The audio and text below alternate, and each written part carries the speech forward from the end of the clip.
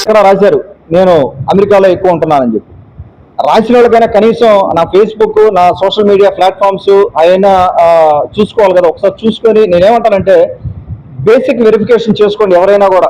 అది మీడియా మిత్రులు అవ్వచ్చు, లేకపోతే బయట అవ్వచ్చు. నాకు తెలిసి 99% మీడియా మిత్రులు అందరూ కూడా వెరిఫై చేసుకుంటున్నారు. వెరిఫై చేసుకుని నేను కూడా 2 సంవత్సరాలు ప్రెస్లో పనిచేశాను. 2 సంవత్సరాలు వార్తా ప్రెస్లో పనిచేశాను mid-90s. నాకు కూడా తెలుసు మీడియా వ్యవస్థ ఎలా రన్ అవుతుంది, ఎంత వాల్యుబుల్ జర్నలిజం ఉంటుంది, వాళ్ళ ఫీడ్బ్యాక్ ఎంత వాల్యుబుల్ ఉంటుంది అనేది నాకు తెలుసు. జర్నలిస్టుల మీద నాకు అపారమైన గౌరవం ఉంది. 99% వాళ్ళు ఆలోచించి బేసిక్ ఎవిడెన్స్ తీసుకొని, బేసిక్ ఎవిడెన్స్ లేకపోతే బేసిక్ ఎంక్వైరీ చేసుకున్న తర్వాత రాస్తారు. కానీ ఒక చిన్న కొంతమంది వాళ్ళని ఏమనాలి, బ్లాక్మెయిలర్స్ అనాలా, లేకపోతే సూడో జర్నలిజం అనాలా, ఒకరిద్దరు ఏంటంటే మీడియా ముసుగులో. దయచేసి మీడియా మిత్రులు కూడా చెప్తాను, వాళ్ళని గమనిస్తానండి మీరు కూడా. అది మంచిది కాదు, సమాజానికి మంచిది కాదు. వాళ్ళు ఏం చేస్తున్నారంటే నా సోషల్ మీడియా ప్లాట్ఫామ్స్లో మీరు చూస్తారు, మీరందరూ కూడా నా సోషల్ మీడియా ప్లాట్ఫామ్స్లో నేను ఎక్కడ ఉండేది ఏంటి అనేది నా ఫేస్బుక్ ఓపెన్ చేస్తే నేను ఎక్కడ ఏం ప్రోగ్రామ్ చేసేది మొత్తం ఉంటుంది. ఇప్పటికే 270 రోజులు అయింది మన గవర్నమెంట్ ఫామ్ చేసిన తర్వాత. 270 రోజుల్లో దాదాపుగా నేను అమెరికాలో ఉండుంటే 3 సార్లు వెళ్ళి ఉంటాను. ఆ 3 సార్లు కూడా 38 రోజులు 37 రోజులు ఉన్నా. రఫ్గా లెక్కేసుకున్నాను నేను. ఇవన్నీ మాట్లాడదలుచుకోలేదని, ఎందుకంటే మాట్లాడాల్సిన అవసరం వచ్చింది నాకు. ఆ విధంగా ఒక ఫేక్ ప్రాపగాండా చేస్తున్నారు. చేస్తున్నారు కాబట్టి నేను మాట్లాడకపోతే అది కరెక్ట్ కాదు. అది ఇంకా ముందుకెళ్ళే సందర్భం కాబట్టి అన్న కానీ లేకపోతే మిగతా నాయకులు కానీ నాకు అందరూ ఫోర్స్ చేశారు. ఇన్ని రోజులు ఏంటంటే నేను ఇన్ని మనం మాట్లాడాల్సిన అవసరం ఏంది, ప్రతిదానికి రెస్పాండ్ అయితే కరెక్ట్ కాదు ఇది అని చెప్పే ఉద్దేశంతో నేను మాట్లాడలేదు. కానీ ఈ ఫేక్ ప్రాపగాండా కొద్దిగా ఊపందుకు ఎక్కువ చేస్తున్నారు. అంటే ఒక పథకం ప్రకారం చేస్తున్నారు కాబట్టి నేను చెప్పాల్సి వస్తాం. 270 రోజుల్లో నేను దాదాపుగా ఇక్కడ ఆ 40 రోజులు తీసేస్తే 230లో ఈ అసెంబ్లీలో జరగడం కానీ ఇవన్నీ చూసుకున్నా కూడా మొత్తం ఒక 30 రోజులు. లేకపోతే నేను ఏదైనా పర్సనల్ అటు ఇటు తిరిగినా కూడా నాకు ఎక్కడ హౌస్ కూడా లేదు. నాకు మిమ్మూరులో ఈ ఆఫీసు సొంత ఆఫీసు, నేను ఉండేది రెంటెడ్ ఇల్లు. ఆ 2 బెడ్రూమ్లు రెంట్ హౌస్లో నేను నెలకి రెంట్ పే చేసేది 7,000. 5,000తో చేరాను నేను. 7,000 ఇప్పుడు నేను అదే ఇంట్లో ఉంటున్నాను. 9 నెలల నుంచి నేను అదే ఇంట్లో ఉంటున్నాను. ఇంకెక్కడ కూడా నాకు హౌస్ కూడా లేదు. ఎక్కడ పర్మనెంట్ హౌస్ కూడా లేదు. హైదరాబాద్ అవ్వచ్చు, నెల్లూరు అవ్వచ్చు, ఎక్కడ కూడా ఇండియాలో ఎక్కడ పర్మనెంట్ హౌస్ కూడా లేదు. మా పేరెంట్స్ అపార్ట్మెంట్లో ఉంటారు. ఇది తప్పితే నేను కేవలం ఇంజమూరులోనే ఉంటున్నాను. అంటే దాదాపుగా 75% నేను జనాలతో ఉంటున్నాను, కాన్స్టిట్యూన్సీలో ఉంటున్నాను. కంటికి కనపట్ల రాసేవాళ్ళకి ఆలోచించుకోవాలి కదా, రాసేవాళ్ళు ఆలోచించుకోవాలి కదా. అదొకటి దయచేసి ఆలోచించుకొని చేయండి. అదొకటి ఆలోచించుకొని చేయమని చెప్తున్నాను. అది తర్వాత ఇంకొకటి రీసెంట్గా రైస్ గురించి ఆల్రెడీ చెప్పా. నా మీద అంటే ఏమవుతుందంటే ఉదయగిరి నియోజకవర్గం నేను అబ్జర్వ్ చేశాను. ఉదయగిరి నియోజకవర్గం ఎవరికైనా ఏదైనా తప్పు చేసినప్పుడు కుతికెళ్ళ దాకా వచ్చిందనుకో వాళ్ళకి నా పేరు చెప్పేస్తున్నారు. వాళ్ళు కుతికెళ్ళ దాకా వచ్చి ఒరే చచ్చిపోతున్నా, ఇంకా ఏమన్నా నా వల్ల కావట్లేదు అని చెప్పి అనేసరికి వాళ్ళు ఇంకా ఒక ఎమ్మెల్యే పేరు చెప్పేస్తే బయటపడిపోవచ్చు. ఇది జరుగుతూ ఉంది. అక్కడక్కడ నేను ఎంక్వైరీ చేశాను మన వాళ్ళని పెట్టి. మనం కూడా కార్యకర్తలు, లీడర్స్ కూడా, మన తెలుగుదేశం పార్టీ వాళ్ళు కూడా మనం చాలా కొద్దిగా అటెన్షన్ పే చేయాలి. మనం కొద్దిగా యాక్టివ్గా ఉండాలి. ఏం జరుగుతుంది ఇప్పుడు పంచాయతీ లెవెల్లో ఏం మాట్లాడుకుంటున్నారు మన పార్టీ గురించి, మన నాయకత్వం గురించి అనేది మీరు పంచాయతీ లెవెల్లో మీరు చూసుకోవాలి. ప్రతి పంచాయతీకి నేను రాలేను కదా రోజు. ఆ పంచాయతీ లెవెల్లో కూడా నేను కొంత స్ట్రెంగ్తన్ చేసుకోవాల్సిన అవసరం ఉంది. అక్కడ మన గురించి ఏం మాట్లాడుకుంటున్నారు, మనం చేసే మంచి పనులు ప్రజల్లోకి వెళ్తున్నాయా లేదనేది చెప్పాల్సిన అవసరం ఉంది. బాబు గారు కూడా పదే అదే చెప్తా ఉంటారు, మనం చేసిన కార్యక్రమాలు చెప్పుకోవాలి. మనం చెప్పుకోకపోతే ఎట్లా తెలుస్తుంది, ఆ గ్రౌండ్ లెవెల్లో ఎట్లా తెలుస్తుంది. నాకు తెలిసి సోషల్ మీడియా ఫోన్లు కూడా ఈ మామూలుగా టచ్ ఫోన్లు ఉండేవాళ్ళు ఉదయగిరి నియోజకవర్గంలో తక్కువే ఉంటారు. వాళ్ళకి ఎలా తెలుస్తుంది కమ్యూనికేషన్? ఎవరు పేపర్ కూడా వేయించుకోరు, ఇంటికి పేపర్ కూడా ఉండదు. ఈ రోజున ప్రింట్ మీడియా పేపర్లు కూడా ఎవరికి వెళ్ళట్లేదు. ఇవన్నీ ఏంటంటే మౌత్ టు మౌత్ వెళ్ళినప్పుడు మనం కేర్ఫుల్గా హ్యాండిల్ చేయాల్సిన అవసరం ఉంది. అలాగే తర్వాత ఇంకా ఇంకోటి ఏదో చెప్పారు, ఇంకోటి ఏదో వచ్చింది కూడా జామాయిల గురించి చెప్తాను. ఆ జామాయిల కథ కూడా చెప్తాను నేను ఒక 2 నిమిషాలు. 9 నెలలు నేను అధికారంలోకి వచ్చాక ఇక్కడ ఉదయగిరి మెట్ట ప్రాంతం కాబట్టి మెట్ట ప్రాంతంలో జరిగేది ఏంటంటే అంటే ల్యాండ్స్ ఉన్నాయి, ఫుల్గా ల్యాండ్స్ ఉన్నాయి. 200 ఎకరాలు, 300 ఎకరాలు, 400 ఎకరాలు ఫార్మర్స్కి ల్యాండ్స్ ఉన్నాయి. వాళ్ళు ఏంటంటే అక్కడ ఏం పండదు కాబట్టి లీజ్కి ఇచ్చేస్తారు. అంటే కౌలుకి ఇస్తారు. 200 ఎకరాలు, 300 ఎకరాలు కౌలుకి ఇస్తారు. ఆ కౌలుకి ఇచ్చినప్పుడు అందులో జామాయిలు వేస్తారు, ఇంకోటి వేస్తారు. ఈ జామాయిలు వేసినప్పుడు నా దగ్గర 2-3 సబ్జెక్టులు వచ్చినాయి ఈ 9 నెలల్లో కూడా. కొంతమంది అన్న మా ల్యాండ్లో మేము కౌలు తీసుకొని ఈ ల్యాండ్లో జామాయిలు వేస్తే వేరే వాళ్ళు వచ్చి కొట్టుకుపోతున్నారని వచ్చినాయి నా దగ్గర. అట్లా నా దగ్గరికి 4-5 సార్లు రిపోర్ట్లు వచ్చింది. రిపోర్ట్లు వస్తే నేను డిపార్ట్మెంట్ వారికి కానీ రెవెన్యూ వాళ్ళకి అని చెప్పి అది అసలు యాక్చువల్గా ఎవరి సైటు, ఎవరు జమాయలేదు, వాళ్ళ ఓన్ స్థలంలోనే జమాయలు కొడుతున్నారా లేకపోతే వేరేది కొడుతున్నారా అని అడిగి నేను ఎంక్వైరీ చేయమని చెప్పాను. 4-5 సందర్భాల్లో వచ్చింది. తర్వాత రీసెంట్గా ఈ అగ్రిగోల్డ్ భూములు అంట, అగ్రిగోల్డ్ భూముల్లో జామాయిలు కొడుతున్నారంట. ఇది 120 కిలోమీటర్ల స్పాన్లో ఉన్న కాన్స్టిట్యున్సీ. అగ్రిగోల్డ్ భూముల్లో ఎక్కడో రీసెంట్గా 4-5 ఎకరాల్లో కొట్టారని చెప్పి నా దృష్టికి వస్తే నేను ఇమీడియట్గా అది కూడా ఆపించాను. నేనేమంటానంటే ఈ రోజుకి నాకు 9 నెలల్లో కానీ గత నెలలో కానీ నా దగ్గరికి ఎవరు కూడా అగ్రిగోల్డ్ సంస్థ కానీ అగ్రిగోల్డ్కి సంబంధించిన అనుబంధ సంస్థలు కానీ లేకపోతే ఎవరన్నా రైతు కానీ వచ్చి నా దగ్గరకు వచ్చి సార్ ఇట్లా పలానా వాళ్ళ ప్రాపర్టీలో ఈ జామాయిలు కొడుతున్నారని చెప్పి నాకు ఎవరు ఎటువంటి రిప్రజెంటేషన్ ఇప్పుడు దాకా మీడియాలో ఎండమే కానీ ఆడేడ రాస్తే దాని మీద విపరీతంగా రాశారు. అది ఎండమే కానీ నా దృష్టికి ఎవరు తీసుకురావాలి. నా దృష్టికి తీసుకొస్తే ఫస్ట్ అది ఏం జరిగింది, ఎవరు పొలాలి, ఎవరైనా కూడా ఇప్పుడు అగ్రిగోల్డ్ బాధ్యతలను ఆదరించింది ఎవరండి? అసలు అగ్రిగోల్డ్ బాధ్యతలను ఆదరించింది ఎవరు?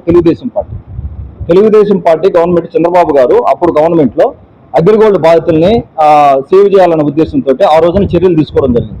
ఈ రోజున అగ్రిగోల్డ్ భూములు ఉన్నాయి. ఇక్కడ భూములు ఉన్నప్పుడు అగ్రిగోల్డ్ సంస్థ ఎవరికైతే అటాచ్ చేసి ఉన్నారో వాళ్ళు చూసుకోవాలి. ఎక్కడో ఇప్పుడు 120 కిలోమీటర్ స్పాన్లో మొన్న విజయరామరెడ్డి అన్న కూడా అంటా ఉన్నారు, ఎక్కడో 1 ఎకరా 2 ఎకరాలు ఎవరో కొట్టారని చెప్పి. ఇక్కడ ఏమైపోయిందంటే ఎక్కడ ఏం జరిగినా కూడా సొంత జరిగితే ఎమ్మెల్యేకి అంటిస్తున్నారు. ఎమ్మెల్యే చేయించాడు, ఎమ్మెల్యేకి అంటించేస్తున్నారు. మీరు బేసిక్ ఎవిడెన్స్ తీసుకొని నా దగ్గర రండి. పలానోళ్ళు కొట్టించారు, పలానోళ్ళు ఇన్వాల్వ్ అయ్యారు దీంట్లో. రెవెన్యూ వాళ్ళతో మాట్లాడదాం, డిపార్ట్మెంట్ ఎవరు ఉన్నారు డిపార్ట్మెంట్ వాళ్ళతో మాట్లాడదాం, వాళ్ళతో కేసులు ఎవరైనా చట్టానికి ఎవరు అతిథులు కాదు కదా, అందరూ సమానమే కాదు.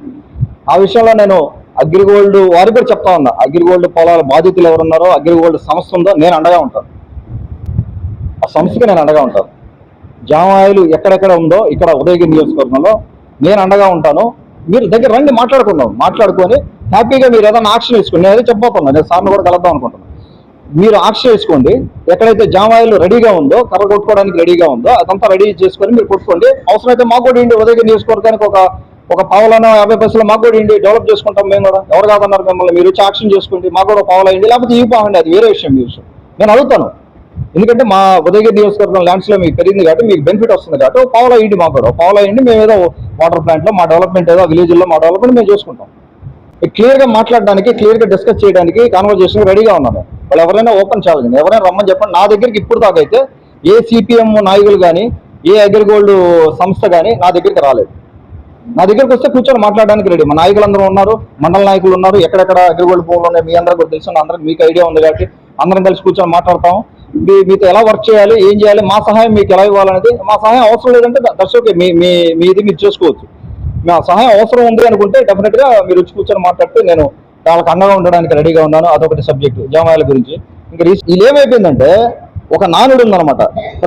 ప్రతి కాన్స్టిట్యున్సీలో ఏమంటారు, లెక్కరు, శాండు, గ్రావెలు, రాయి, అంతే ఈ అనుకుంటా. ఈ నాలుగైదు మాఫియా. ప్రతి కాన్స్టిట్యున్సీలో ఒక రకమైన నానుడు అనమాట, ఈ మాఫియా ఉందని చెప్పి. అది ఎక్కడ తీసుకొచ్చి మనకు అంటిస్తారు. అసలు నాకు అర్థం కాక ఉదయగిరి నియోజకవర్గం శాండ్ ఏడ ఉందండి. శాండ్ మాఫియా అంట, ఆ మాఫియాకి నేను లీడర్ అంట. కానీ అర్థం పర్థం ఉందా మాట్లాడేదానికి? ఏడుంది ఉదయగిరి నియోజకవర్గం శాండ్ ఏడుంది? మాకు శాండ్ ఎక్కడుందో, ఎక్కడ అదే ఏమంటుందన్నా వాటి శాండ్ డిపోలో ఆ శాండ్ రీచ్లు ఏమన్నాయి మాకు? శాండ్ రీచ్ ఏదో అడిగా ఉన్నా అది కూడా మాకు శాంక్షన్ చేయలేదు. శాండ్ రీచ్లు ఎక్కడ ఉన్నాయి? అసలు శాండ్ ఎక్కడ ఉంది? దానికి మాఫియా ఎవడు? దానికి లీడర్ నేనేంది? అని అర్థం పర్థం ఉందా మాట్లాడేది? ఆలోచించి చేసుకోవాలి కదా. ఎక్కడో జరిగిందని చెప్పి తీసుకొచ్చారు.